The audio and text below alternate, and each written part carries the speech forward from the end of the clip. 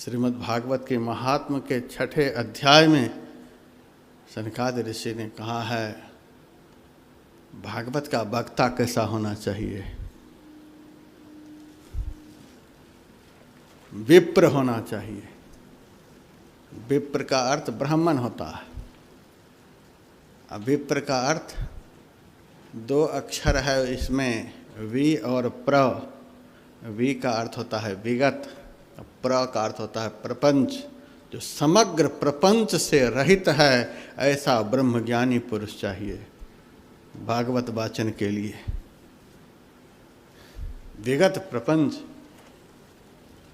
विद्वान होना चाहिए। विद्वान किसको कहते हैं? बहुत पढ़े लिखे को। जब गाड़ीवान का अर्थ आपको लगेगा तभी विद्वान का भी अर्थ लगेगा। गाड़ीवान का क्या अर्थ होता है? गाड़ी को जो चलाता है उसको गाड़ीवान कहते हैं।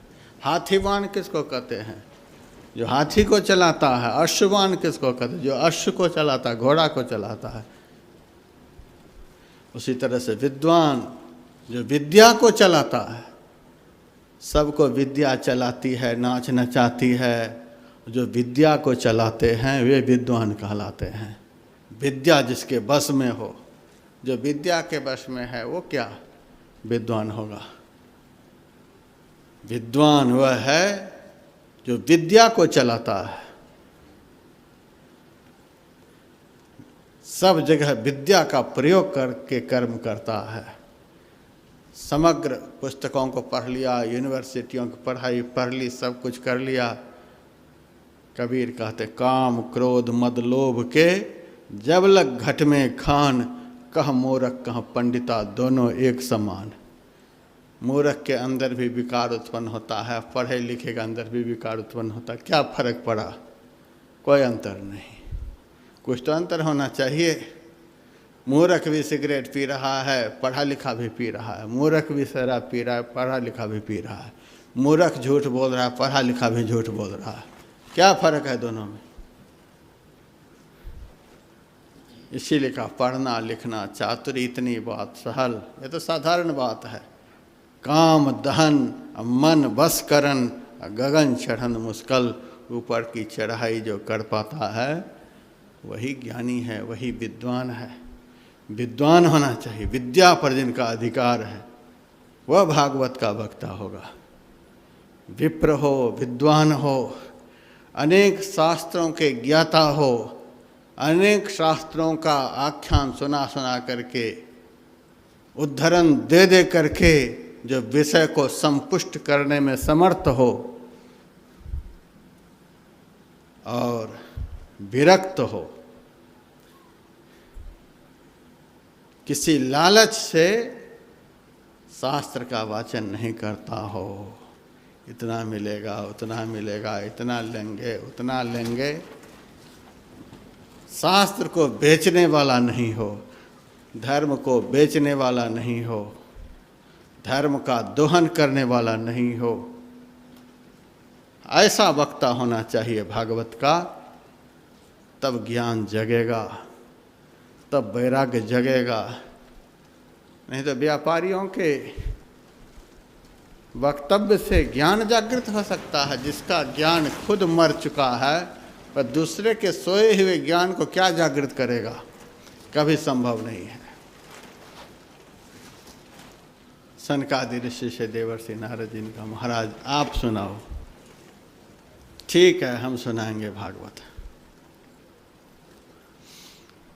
कब शुरू करोगे महाराज भागवत? कोई बढ़िया दिन देखो। सनकादिक ऋषि ने कहा जिस दिन शुरू हो जाए वही दिन बढ़िया है। कितना तारीख देखोगे? पता नहीं उस तारीख तक रहोगे कि नहीं रहोगे। जब शुरू हो जाए तभी बढ़िया दिन है। धनी सो घड़ी धनीवार, जब ही प्रभु पाइए। वही घड़ी धन्य है, वही जीवन धन्य है जिस जीवन में संत महापुरुष के मुखार बिंद से निःसृत पावन ज्ञान सुनने को मिल जाए। वह क्षण धन्य है। क्या दिन निश्चित करेंगे, क्या महीना निश्चित करेंगे? शुरू हो जाना चाहिए।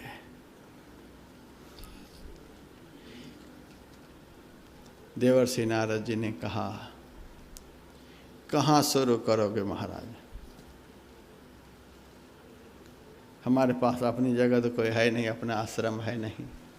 देवर्षि नारद जी तो महान विरक्त महापुरुष हैं, कहाँ शुरू करोगे महाराज, सार्वजनिक स्थान पर शुरू करेंगे। फिर भी वह स्थान आप लोगों का अहोभाग्य है, जहाँ आप लोग आज भागवत सुन रहे हैं। सनकादि ऋषि इसी हरिद्वार में देवर्षि नारद जी को लाकर भागवत की कथा सुनाए थे।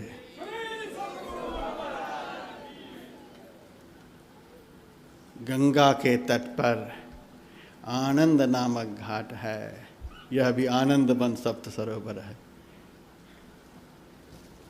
आनंद नामक घाट पर गंगा जी के किनारे भागवत का वाचन करेंगे। क्या सब लगेगा महाराज उसमें? सनकादि ऋषि ने कहा, कुछ नहीं लगेगा। ये लगने वाला भागवत तो कलयुग में होने लगा। सुखदेव जी ने जो परीक्षित को सुनाया, तो परीक्षित को क्या लगा था?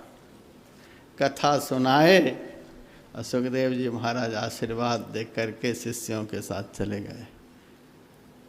बता दे कोई भागवत में कितनी दक्षिणा परीक्षित ने दी थी, क्या लेकर के सुखदेव जी गए थे? बताइए आप लोग।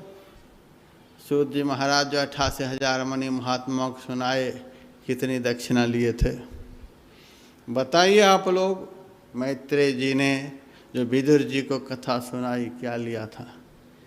इसी प्रकार से बहुत वक्ता हैं भागवत के, क्या लिए? गोकर्ण ने जो धुंधकारी को सुनाया, ग्रामवासियों को सुनाया, क्या लिया सुनाने के बदले? क्या सब करना पड़ेगा? का कुछ नहीं करना पड़ेगा। ये कर्म कांड तो अब शुरू हुआ। एक पंडित जी ने मेरे से कहा था, महाराज यहाँ आप भागवत सुनाओगे, कितने पंडित को रखोगे? मैंने कह दिया, हमारी कथा में सारे पंडित ही बैठते हैं, सारे पंडित आएंगे, उन पंडितों को हम सुनाएंगे। फिर भी महाराज कोई कर्मकांड, सब कर्मकांड क्या? हम साधु हैं, कर्मकांड क्या? ये कर्मकांड सब तो बीच में जुड़ गया।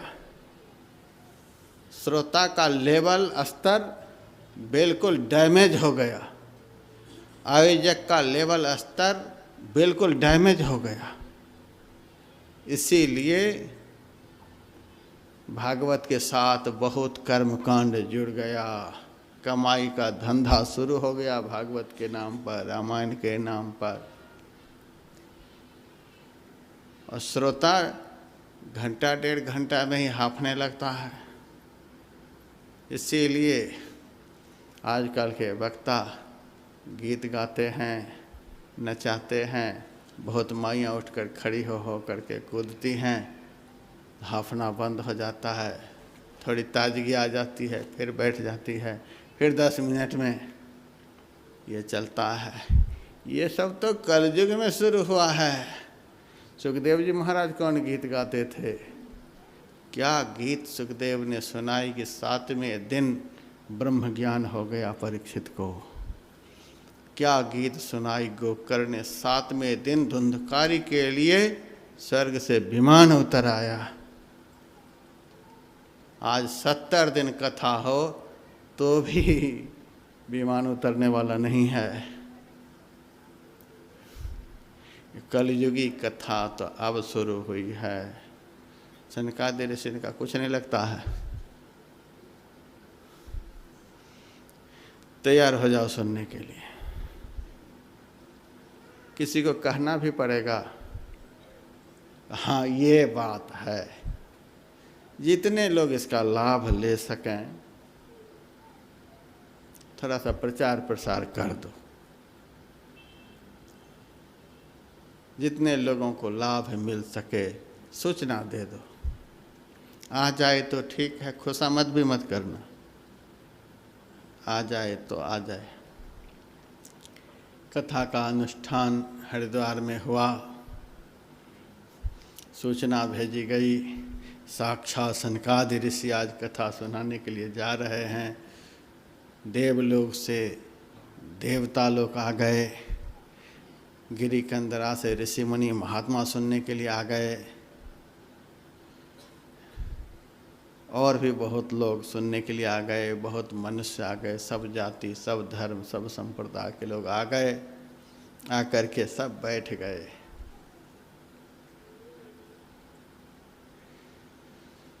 कथा अभी शुरू नहीं हुई है।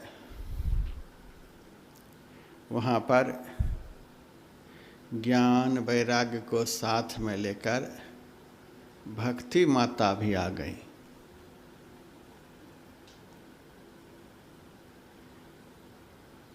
भक्ति माता चुपचाप सनकादि ऋषि के सामने खड़ी है। सनकादि ऋषि ने कहा, माता आप खड़ी हो,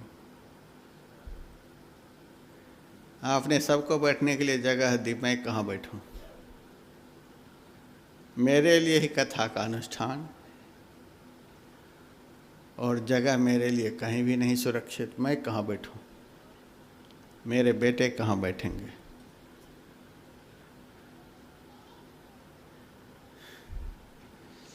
सनकादि ऋषि ने कहा, तुम तीनों के लिए बाहर में कहीं भी जगह नहीं है, 1 इंच भी जगह नहीं, फिर मैं बैठूं कहाँ?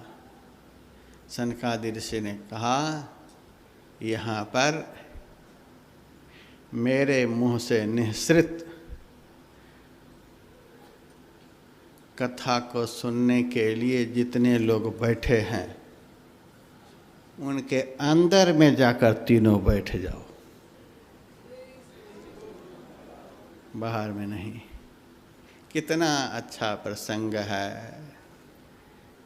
ज्ञान बाहर की चीज नहीं है, वैराग्य बाहर की चीज नहीं है, भक्ति दिखावे की चीज नहीं है, या बाहर की चीज नहीं है। ये तीनों अंदर की चीज है, अंदर में टिकाने की चीज है, अंदर में बसाने की चीज है। ज्ञान को अंदर में बसाओ, वैराग्य को अंदर में बसाओ, और भक्ति को अंदर में बसाओ। ये तीनों जब प्रकट हो जाते हैं, उसी को पाखंड कहते हैं। ज्ञान प्रकट होने लग जाए, वैराग्य प्रकट होने लग जाए, भक्ति प्रकट होने लग जाए, यह प्रदर्शन पाखंड का रूप धारण कर लेता है। इसको दिल में बसाओ। जितने लोग यहाँ बैठे हैं, उनके अंदर में जाकर के बैठो। ये तीनों समस्त श्रोताओं के अंदर जाकर के बैठ गए। जैसे जैसे संत भगवंत का चरित्र महापुरुष सुनाते हैं, वैसे वैसे सुनने वाले के अंदर ज्ञान उत्पन्न होते जाते हैं, वैराग्य प्रकट होते जाते हैं, भक्ति प्रकट होती जाती हैं। ये तीनों अपने आप बढ़ने लग जाते हैं, तीनों में चैतन्यता आने लग जाती है। कथा शुरू होती है और ये सब जगने लग जाते हैं। प्रसंग ऐसा भी आता है कि वहाँ पर उद्धव जी को साथ लेकर, अर्जुन को साथ लेकर, प्रहलाद जी को साथ लेकर स्वयं भगवान भी पधारे हैं। भगवान ने कहा, मैं कहाँ रहूं, मेरे लिए जगह बताओ। सनकादि ऋषि ने कहा, भगवान आपको मैं क्या जगह बताऊं, आप तो सब जगह हैं। फिर भी जहाँ आत्मोन्नति के शिखर पर पहुँचे हुए संत भागवत का वाचन करे, वहाँ पर आप जरूर सूक्ष्म रूप से पधार जाना। इसीलिए विष्णु पुराण में लिखा हुआ है, मद भक्ता जत्र गायन्ति तत्र तिष्ठामि नारद। हे नारद, मैं योगियों के हृदय में नहीं रहता हूँ, वैकुंठ में नहीं रहता हूँ, जहाँ मेरा भक्त मेरा गायन करता है नारद, मैं वहीं पर निवास करता हूँ। अब कहिए, जहाँ भगवान विराजमान हैं वहाँ कोई संकट आ सकता है?